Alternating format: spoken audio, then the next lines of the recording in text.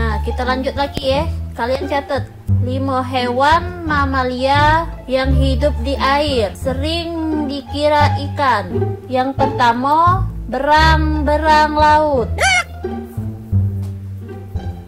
Yang kedua, paus. Yang ketiga, Miss, kapan Miss? Berhentinya Miss, kami nak main pulau. Ayo Miss, lama lah Miss. nah, sudah. Cek ini baik. Kamu bertiga, Miss kasih pertanyaan. Siapa yang bisa jawab, boleh balik. Pertanyaannya, nah, siapa yang kentut tadi?